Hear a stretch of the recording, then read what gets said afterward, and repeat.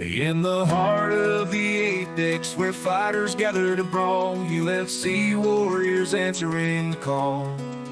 A battle is set, the cage awaits, with warriors ready to seal their fates. The bus rolls in, the warley on board, ready to fight, to prove he's adored. Across the levels, Edson stands tall, test from Murphy, watching him fall.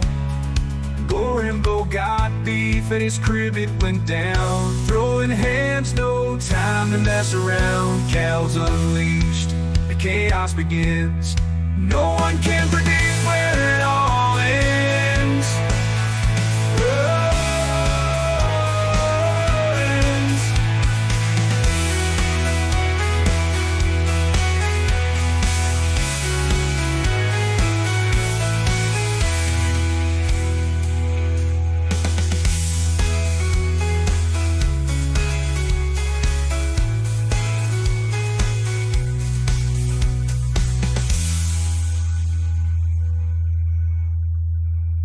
Episode 173, Meat Boy, UFC St. Louis in the rear view, and it's back to the Apex for what I think is kind of a low-key sneaker of a banger card. And let's jump into it, Meat Boy. Let's recap UFC St. Louis. Your boy went 5-2. You went 2-5. The Meatlock ultimately was a rare push where the night train Jared Gooden was derailed before weigh-ins even occurred. Didn't even show up, so technically that to me is a Kevin Juicy easy light work Meatlock victory for us, but nonetheless the record remains unchanged. No contest, nothing happened. And we move on to this week's Meatlock, which we think could be light work, so stick around for that one. But nonetheless, Meat Boy, there was some good stuff from last week in St. Louis. I'll start with Chase Hooper versus Slava Claus. Chase Hooper we were insanely impressed with. The kid that made his debut 4 years ago looked way different than the kid who fought on Saturday. So what were your thoughts on Chase Hooper over Slava Claus? I know you picked Slava Claus. I had Chase Hooper. What were your thoughts on Chase? Yeah, truly unfortunate. I did pick Slavic Claus. I was not a believer, but you know what I am. Chase been looking pretty darn good. Maybe in 5, 10 years he could be champ, to be honest, if he keeps the level up like he has been. But yeah, rooting for the kid. Excited to see where he comes, where he levels up in the next couple of years. Yeah, he keeps leveling up. His transitions on the ground were insane. He had just an easy light work strength advantage seemingly everywhere in the contest, and I wonder what that strength advantage or lack thereof will look like against other fighters not named Slava Claus, because I think Slava Claus is a little bit overhyped, but tough to take anything away from Chase Hooper because the kid definitely looked impressive for sure. So good stuff from Chase Hooper. He realized hype beast potential. Robelis to Spain was on the opposite end of that. Waldo Cortez was found. Easy light work, 10-9, 3 straight rounds over Robelis, the hype train to Spain. And Dana had a lot of criticism after the fact. He said it was the most boring fight on the contest. It probably was. I tend to place a little bit more blame on the UFC matchmakers, thinking that Waldo would be an easy light work opponent for Robelis, because that clearly wasn't in this MMA game, which is different from what Robelis is coming from. So you and I both picked Robelis to get the hype train, to continue the hype train, but he got smoked. So what were your thoughts on that, and what's Despain's ceiling from here? Yeah, man, Robelis is an absolute bomb. I mean, I just don't see how. I don't know what I was thinking, to be honest. Just gonna leave it at that. Yeah, it was a tough one to rectify. Waldo just dominated and showcased that experience is key in this game, and unless your name is Alex Pereira, there seemingly is usually a learning curve for most guys. So, nonetheless, good stuff for Waldo. Great win for him. Sean Woodson took out Bruce Leroy in a tough contest. You had Bruce, I had Sean. I thought that Sean definitely did win the fight, but those were very close competitive rounds. And I almost thought, I don't want to say Sean could have done more and made it more decisive because the fight seemingly was a little bit closer than maybe it needed to be, but that's a testament to the toughness of Bruce Leroy for sure. But close fight there. A fight that wasn't really close though was the fight afterwards, Diego Ferreira versus Rabisti, and we both had Rabisti. We both thought that he'd be able to keep the hype train going against Diego Ferreira, who was pushing 40 years old. But we had also hinted at Diego being a very tough, very solid levels test that maybe Rabisti couldn't get through, and that's ultimately what happened. He looked good in the first round, two pump chumped, and Diego absolutely took over those last 10 minutes. So are you tentative to continue calling Rabisti a future champ, or is Diego Ferreira just still a contender even at near 40 years old? Yeah, Diego is the real deal. He is a true levels test. He is the RDA. It just showed, the grizzled veteran. It kind of reminded me of the Dustin Poirier fight where Hmm. Benoit was absolutely putting on a pace on Dustin, was beating him to a pulp, but then gassed for after the first round and got destroyed. Um, so Rabisi I think he's gonna learn a lot from that fight. I think he'll bounce back. I think he is the real deal, but he just overcompensated, got too confident with his power, yet he didn't know that an opponent knew how to block that power. So truly unfortunate. Was off on that one, and glad to see, an OG like like himself gets it done over the new hype train. Yeah, good stuff. Not quite abandoning Rabisi just yet, but hopefully a good lesson learned that if you can't put guys out with those early meat bombs, then there has to be a plan B. And Rabisi seemingly has been relying on that successful plan A to date. Against Diego, it wasn't enough, however. So, again, great win for Diego. Rabisi, we anticipate to be back, but the fight afterwards, I know you were most stoked about. I know you've been bullish on Black Jag for going on years now, Meat Boy. It seems like forever that you've been pumping Black Jag, and he keeps winning fights. Alonzo Metafield, we thought was going to be the levels test we all wanted to see. Blackjack did it quicker than he has against any of his other early first round finishes to date. So, what'd you make out of Blackjack's performance? And is he future champ? Yeah, no, Blackjack is the GOAT. I don't know if he's ready yet to fight a Pereira, but I think in a year or two, maybe four, he could. He's still pretty young, but it just feels inevitable that he is going to be champion. I don't know if he'll be a long, lasting champ, but I don't know how he can't be champ. He's very good. He's got absolute bombs in those fists, and he's a stud. I mean, I'm very excited to see who he fights next and how he gets to that title. Yeah, I'm stoked to see who he gets next too. We'd love to see what him versus Pereira looks like, but I agree with you. You had mentioned earlier that he probably gets a Sugar Sean style treatment, and I can see the UFC taking that pathway with Carlos Olberg, who is a 10 out of 10 in every category, basically. The dude is an absolute star for sure. So a good solid test, maybe against JV Baseball next, maybe against Anthony Lionheart Smith, who just took out one hype train in Vitor Prelimo. Maybe he can try to take out Black Jag, but Blackjack looking unstoppable as of right now. So, with you, curious to see what happens next for him. Co-meet and then the meat event, Meat Boy, and then we'll swap it over to this week's Apex card. But Sultan Ruzi both took on Joaquin Buckley. Pretty close competitive fight, but one where Buckley ultimately got the clear, decisive win. Did you have any thoughts on Ruzi Both Buckley, or was it what you sort of expected it to be? No, that was a great fight. I thought Ruzy Boy was going to actually knock him out probably pretty early, but it looked like he maybe almost had a good punch first round. And it just seems that Buckley's veteranness just kind of outpaced him. He got the takedowns, and what was interesting about Buckley was Buckley got those takedowns not to dominate on the ground, but it was more to gas him out and make him to stand back up and try to get back up. Because as we saw when Roosevelt was trying to do submissions, oh, he just bailed and stood up and let him get up for free. That happened multiple times. He was just trying to get those points, trying to gas him out, and he had a good game plan. He did a good job. Ruziboa is going to be an issue though if he can correct some things. He is so dang tall and long. It was like the first round, Buckley was like, I am so scared. I don't know how to even get on the inside to land a punch. The reach is so insane with that guy. That's a big guy. It's a problem, but maybe 185 is more of the division for him. He might be cutting a little too much for 170, but I don't know. We'll see, I guess. Yeah, the dude is massive, 6'5", has like an 80-inch reach for sure. But kudos to Buckley for mastering that first round.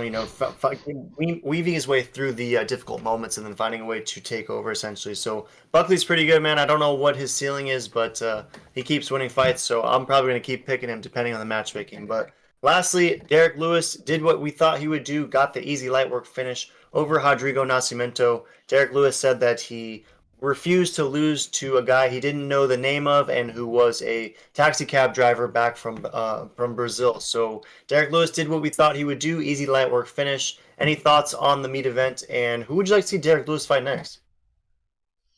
Man, I don't even know, but Derek Lewis, I'll watch any Derek Lewis fight, to be honest. I like watching him fight. He always puts on a show, always has a hot take on the mic. And he's putting dudes lights out. He put out the taxi cab driver. It's good to see that he's still got some love for the game and some life left, because you just never know when an OG like him might retire. But pumped to see him, getting in that win column and keeping it up, and still throwing those absolute bombs that I would never want to be hit by. Yeah, it seems like a nightmare for sure, and Derek Lewis always provided the moments after the fight as well. Some fans got a cool souvenir as well. So obviously, Derek Lewis, when faced against an opponent like that, he's getting the KO. So who knows what's next for him? But any last thoughts on UFC St. Louis, meat boy, or are you ready to switch over to this Apex card? Yeah, no, it was a solid little Apex, a solid little St. Louis card. This Apex one is a solid little Apex, and we have some banger ones coming after this. But yeah, let's switch over to the Meatlock. Yeah, some bangers. It's a low-key heater of a card, and let's start it right away, Meat Boy, with the Meatlock. You see the text. Themba Gorimbo is taking on Ramiz Brahimaj, aka the Alternator, and the Alternator, as the nickname suggests, is a guy who simply alternates wins and losses. He's done so throughout his entire career. He's done so through the LFA. He's done so now through the UFC as a 2-2 fighter, and the good news is he's coming off a nice first-round finish over Michael Gilmore. So while yes, it was a nice win against Gilmore, it is against Gilmore. And his other victory in the UFC was against Sasha Palatnikov, truly awful fighter. And if the streak continues, if the nickname keeps itself true, then Ramiz is due for an L here against Themba Gorimbo, who is a guy the UFC is sort of fake pumping, right? The rock bottom of house. They're putting the marketing machine a little bit behind Themba the Answer Gorimbo, enough so to where he's on the main card here in this one. So we believe at minus 135 this should be a winnable opportunity against the Alternator, and that the UFC likely would want Themba to get this one done. So what are your thoughts on this week's Meatlock? How do you think Themba gets it done, and what technical advantages will he have over the Alternator? Yeah, no, I think he's gonna have the advantage on the feet and possibly even on the ground. Honestly, probably really anywhere. This is totally a Goomba Balloomba setup fight. I mean, they're pumping him also. You got the Rock on the YouTube, all that good stuff. This should be an easy meat lock. I'm feeling a KO second round. Yeah, wherever the fight goes, we anticipate Themba Gorimbo having the advantages for sure. And I think the criticism of Themba might be some of the victories, right? I can already see people in the comments saying, Themba Gorimbo has beat nobody, and that does make sense. I mean, here's some of his best wins, right? Juan Luby, Chaz Wasserman, Alex Chaboob, Luke Michael, and then of course you can't forget his victory over Chimmy Van Winkle. So while yes, some of the victories for Themba haven't been the most impressive guys we've ever seen, he does have that first win he got was against Takashi Sato, and Takashi Ten Sato's a dude with a couple UFC wins, a couple competitive UFC contests, so a slightly better victory than Chimmy Van Winkle. But if you make anything of the detractors and the lack of impressive opponents for Themba Gorimbo, what's the response to them, Meepo? I would just say stay tuned, smash subscribe, meat lock nonetheless. Yeah, Meatlock nonetheless. I mean, you got to imagine that, again, we essentially got back on track last week. The dude never even showed up to weigh-ins. Night train derailed. So we think that this should be an easy, light setup opportunity for the homie Themba Gorimbo on a main card. And the good news is Tapology is at least rolling with the boys. 89% going with the answer. A lot of ground for the TKO, which you think is possible. You also maybe think that a submission could be in play. Why? The only reason why I say that is because, Goomba Balloomba, he's had a good amount of submissions, and his ground game is pretty darn good, so I could see that, but I don't know, I'm feeling a knockout that second round. Yeah, knockout second round sounds good to me, Meat Boy. We're keeping it simple, throwing down an easy 135 at minus 135 odds. 2 net 100, get us the 98th meat lock. Essentially second in a row, but I guess first since we're coming off that no contest technically. So nonetheless, easy light work victory for Themba Gorimbo over the Alternator. Swap us over, Meat Boy. Another interesting fight here. Abus Magomedov, the once hype train, is garnering hype train odds minus 285 against Warley Alves, who is a 14-fight UFC veteran, is a guy who won the Ultimate Fighter Brazil, and is a guy who has wins over Colby Covington, Alan Joe Ban, and Munir Lazez. So It's been up and down for Warley. He's lost 3 straight. Those losses, though, against pretty tough guys, right? Got finished by Ikram Lockram. Easy light work finish for Ikram. Had that close split decision L to Nicholas Dalby in a fight that I know some thought Warley did enough to win, and then got slept by Jeremiah Wells, which is probably the most concerning for us. So in this one, is this a nice rebound opportunity for Abus to get back on track, or is even Warley Alves going to be too much for Abus? You know, when you put it like that, I do worry that maybe Worley Alves is too much for a boost, but I gotta imagine a boost is leveled up. I gotta imagine his gas tank is there. He's got very good striking skill, and I gotta imagine he's gotta get this KO versus Alves. Alves kind of peaked when he beat Colby Covington, and he's kind of been on the downtrend. And I think Magomedov is gonna get this done KO early and often.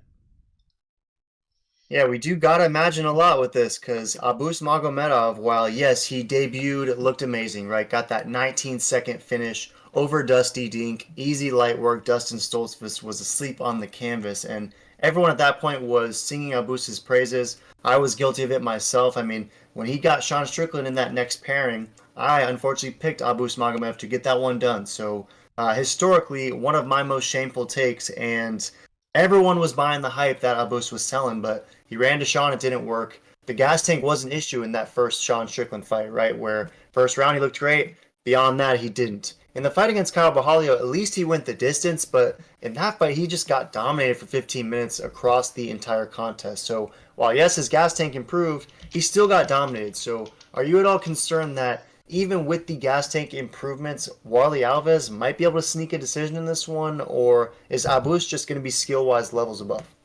I think Abus is going to be skills above. I think, his striking, his size, his speed, he should be good. I just worry about the gas tank. I don't like the odds. Probably going to avoid it, but I got to go Abus by KO if I had to pick. Yeah, I kind of worry about this one, Meat Boy. If you're taking Magomedov by KO, is it going to be early and often? It's got to be. Unless his gas tank has somehow been cured, then maybe it could be second, third round, but I don't know. I just worry. Yeah, I worry too. I think that if Abus gets this one done, he will hope that it's Warley and often, but I don't know. This could, if the fight goes beyond the first 5 minutes, I maybe could see this looking a little bit like Rabisti versus Diego Fajeda. And not to say that Warley Alves is as good as Diego, different weight classes obviously, but you never know. If Magomedov doesn't get this one done early and often, Warley and often, I do kind of worry. But I'll roll with you, Meat Boy. For Meat Boy's sake, I'm taking Magomedov. Definitely reluctant though, and at minus 300, I want to see what Abus looks like against Warley Alves before I trust him with anything. So you might see some pumping Abus this week. I won't be one of those, however. But officially, I'll take Abus. I'll take him by finish, I guess. Any last thoughts on Warley versus Magomedov? No, no, it's a solid fight. I'm super excited to see if Abus is leveled up or not. And if not, maybe BKFC is a good spot for him. Conor McGregor will probably give him a bag. Overkill. Yeah, BKFC could be fun for sure. I mean, he's at the bottom of the Apex prelims, so how quickly things can change in the promotion for sure. But swap is over, Meat Boy, a fighter who we've seen a million times and is still, despite her age, at a top level is Angela Overkill Hill, who the record suggests she's basically a 500 fighter, but I always think that of the records in the UFC, Angela Hills is one of the more deceptive ones because she has a lot of decision Overkill. losses that arguably could have gone Overkill. her way, and a lot of Overkill. close fight of the night performances. For her. But Overkill. she's a minus 142 favorite in this one, taking on Luana Pinheiro, who is 11-2, 3-1 in the UFC, and is a plus 120 dog in this one. And Luana was looking great, right? She was getting finish after finish against pretty decent fighters. She did have that split decision win over the Karate Hottie, but a nice win. But nonetheless, last November she ran into Amanda Overkill. Hebos and got absolutely smoked. She got finished late in the third round. And to fight that, Hebos really showcased she was back and that it was too high of a level. But in this one, Angela Overkill Hill is almost 40 years old, and I think the UFC might want to be behind Luana Pinheiro. So I think this is great matchmaking. Angela Hill is always in every single fight. UFC would probably love to pump a new Brazilian hype beast like Overkill. Luana, though. So you taking Overkill Hill, or is Luana going to get this one done over the veteran? Yeah, I think I gotta go Overkill Hill on this. I think Overkill Hill's She's been looking pretty good. She has some wins. She's got some losses, but her losses are always very close. I think Overkill will probably win by decision. I don't really see her being this crazy KO. Subs pretty much non-existent. But I think it'll be a decisive decision with her speed and her strength. She should get this done, I think, fairly easily, actually. Yeah, very interesting. And she's plus 120 or minus 142, excuse me. So Vegas has her at a slight favorite, but one of those weird contests where Tapology is pretty bullish on the hype being in there. 62% is rolling with Luana, 38% going with Overkill Hill. A lot of beige on both sides, so it seems as though Tapology anticipates this fight going the distance. Gotta imagine the over under 2.5 will probably be like minus 300 plus 250 range. Do you think this for sure goes the distance? And any chance Overkill Hill picks up a finish, or bad idea? I could see it. I just think the decision's most likely to happen. I don't know. If a finish happens, I'll be very surprised, to be honest.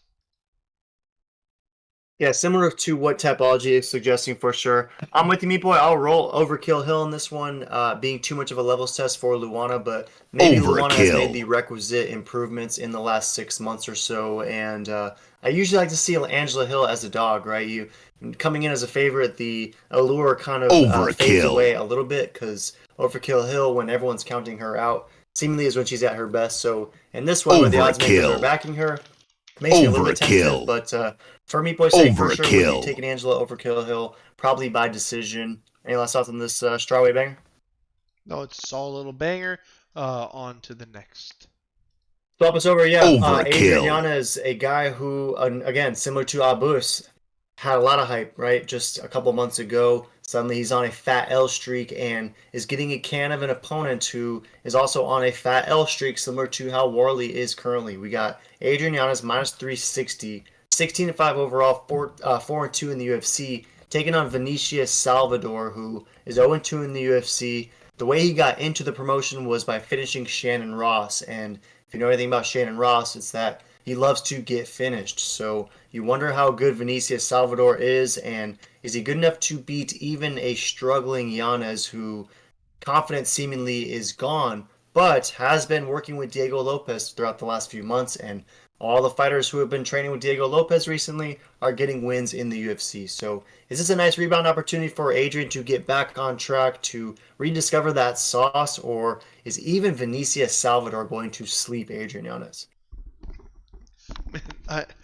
As one of the most hyped rookies of all time, Adrian Yanez, the mighty has fallen. That is for sure. I mean, people don't even care or remember him as being one of the greats, or people are saying, "Oh, he's future champ. He's the best boxer in the division, etc., etc." And he's just been getting snuffed. So it would not surprise me if he gets snuffed again. But I gotta imagine that they'd rather have Adrian Yanez win this fight than his opponent. So I gotta pick Adrian Yanez, but I'm not confident at all. Yeah, you would imagine for sure, and I'm kind of feeling the same way. Meat Boy Tapology, though, is overwhelmingly bullish on Yanez. 96% is rolling with Adrian. Basically, all of it is brown for the KO TKO, so they think that Phenomenano Vinicius Salvador is getting slept like he has been recently. So do you think that if Yanez does return, he rediscovers his sauce, so to speak, does he do so with a finish? I mean, I gotta imagine. I mean, he only gets knockouts, but I don't know. I just hope Adrian Yanez doesn't get knocked out and he does the knocking out. I'll be very sad to see such a hype train to get absolutely. He's probably getting cut if he loses this one, to be honest.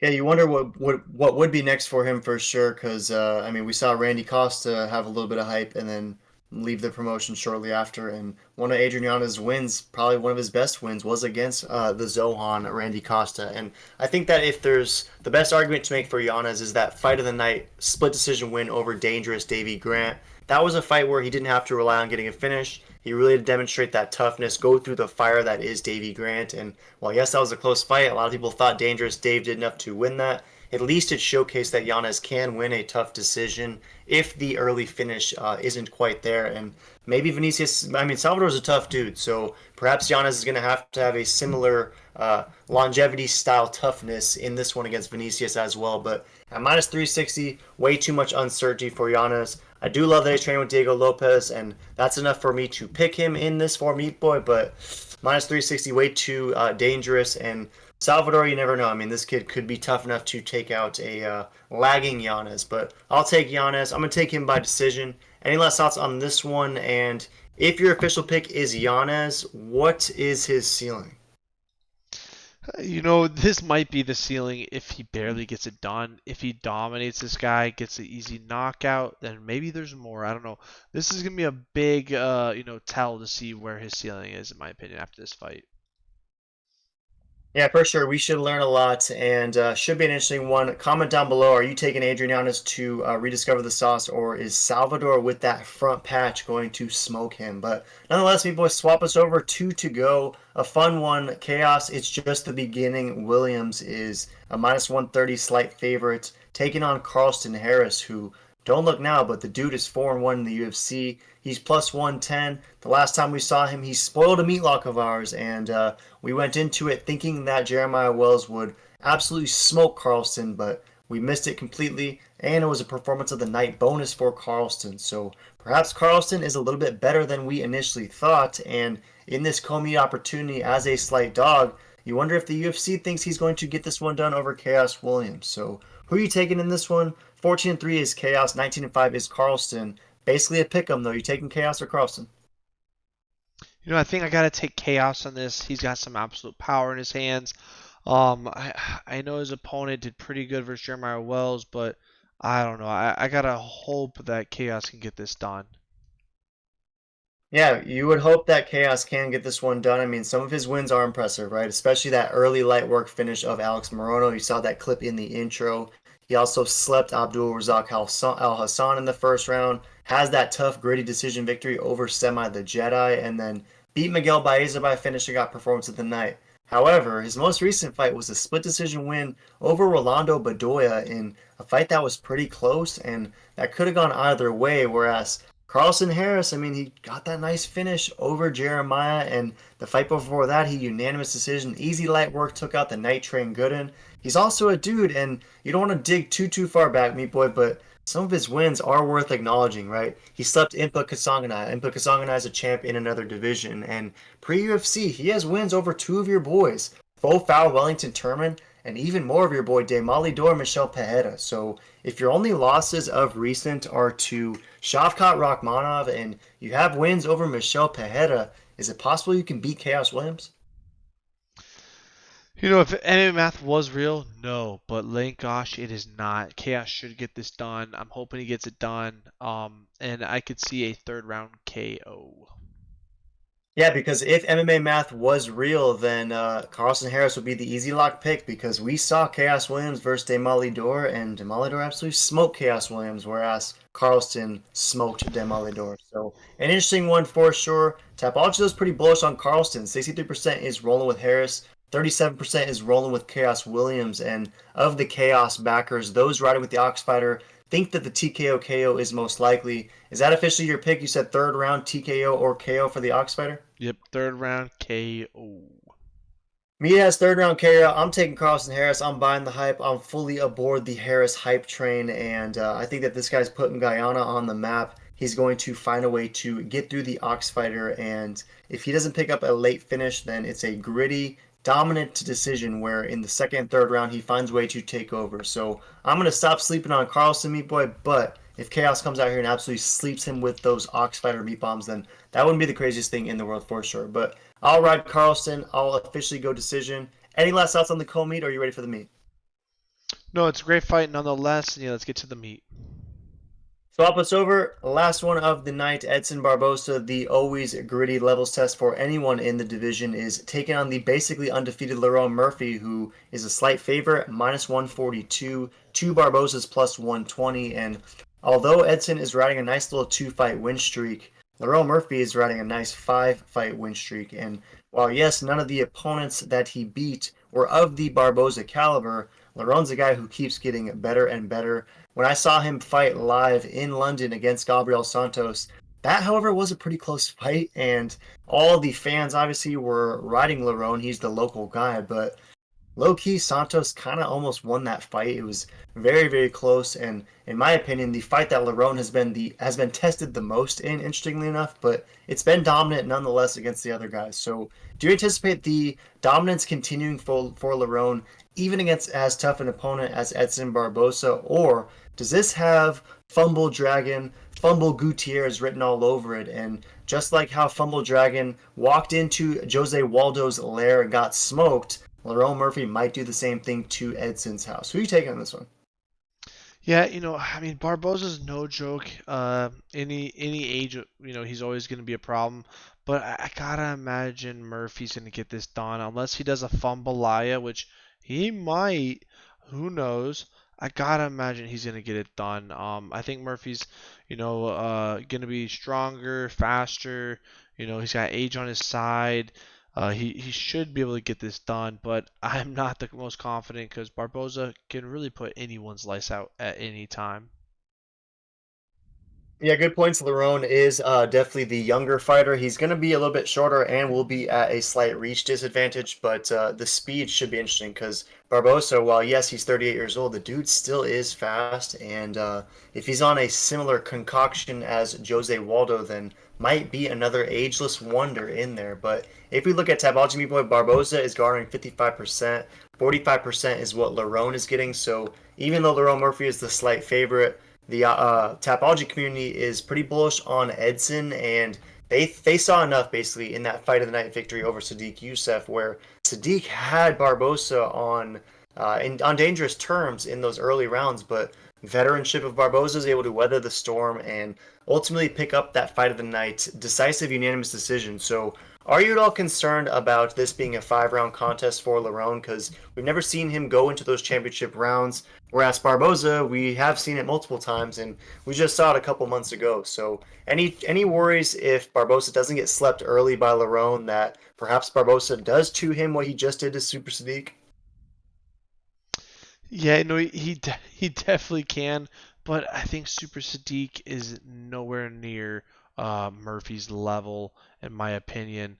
I think Murphy is a lot better, but this is the true levels test. Can he get through that RDA, that Barboza guy, or is he joining Dragon and all the other chumps in the back of the bus?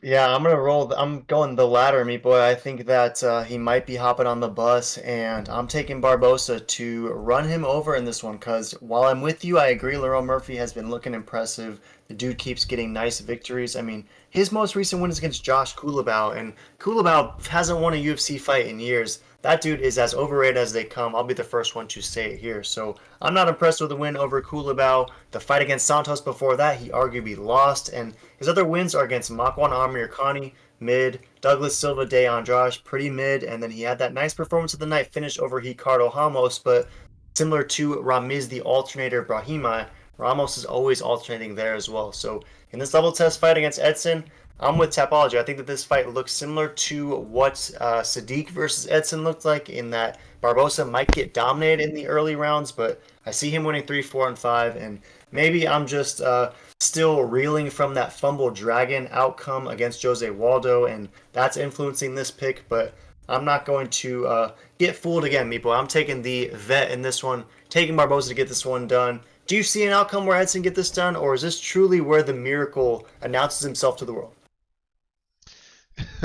You know, I maybe the miracle announced himself to the world, maybe not, but I'm hoping Murphy gets it done. I'm hoping there's some new blood. Maybe he puts on, an amazing display of, skill and ability, and maybe his last bout wasn't the best display of what he can do. So I'm very excited to see if anyone is to, if you want to put a performance against anyone in your division, this is the guy to do it for. So hopefully Murphy does not choke and fumble this opportunity like some other people have recently.